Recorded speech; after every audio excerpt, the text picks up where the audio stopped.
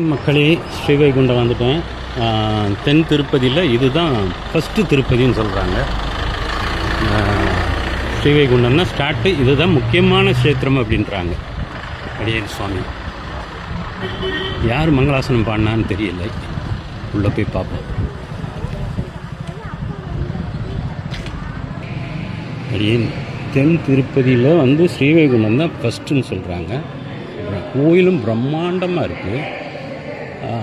உங்கள் திருக்கோயில் மண்டபத்தின் உள்ளே புகைப்பிடிக்கவோ எச்சில் துப்பவோ கூடாது. பிரம்மாண்டமான மண்டபம். சரி, தென் திருப்பதியில் வந்து ஸ்ரீவைகுண்டம் தான் ஃபஸ்ட்டு ஸ்ரீவைகுண்டத்தை ஸ்டார்ட் பண்ணி அப்படியே போகணுன்னு தான் சொல்கிறாங்க. அடுத்து நான் எந்த கோயிலுக்கு போகிறேன்னு தெரில. நான் அவ திருப்பதியில் இதுதான் ஃபஸ்ட்டு வந்திருக்கிறேன். அருள்மிகு ஞானபிரான் சன்னதி செல்லும் வழி. அருள்மிகு ஞானபிரான், இவரோட பெருமாளோட பேர் வந்து அருள்மிகு ஞானபிரான் சன்னதி. கோபுரம் பார்ப்போம். கோபுரம் பிரம்மாண்டமான கோபுரம் தான். எத்தனை அடுக்கு இருக்குன்னு தெரியல. ஸ்ரீவைகுண்டம் கண்ணபிரானா, உடனே மறந்துடுறேன். என்ன பண்ணனே எனக்கு ஒன்றும் புரிய மாட்டேங்குது. ஐயோப்பா, அருள்மிகு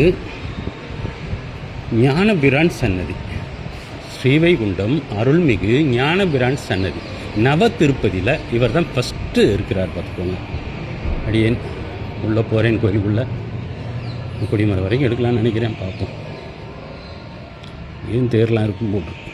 இது பயங்கர பிரம்மாண்டமான கோயில். பார்த்துக்கோங்க. கடவுளாக இருக்கார். இந்த பக்கம் அனுமன் இருக்கார். திருக்கோயில் அலுவலக நூலகம் இருக்குது.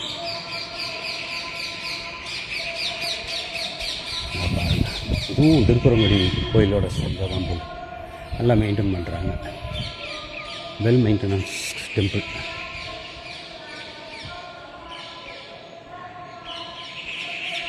மங்களாசனம் யார் பண்ணான்னு தெரிஞ்சால் இது பண்ணுங்கள், கமெண்ட் பண்ணுங்கள். ஞானபிரான்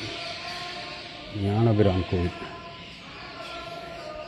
பாருங்கள். மண்டபம் சைடு பாருங்கள், எப்படி பிரமாதமாக இருக்குது பாருங்கள். அப்பா, கொடிமரம் தொட்டு செய்ய முடியாது. தயவுசெய்து கொடிமரம் மற்றும் பலிபீடத்தை தொடாமல் வணங்கவும்.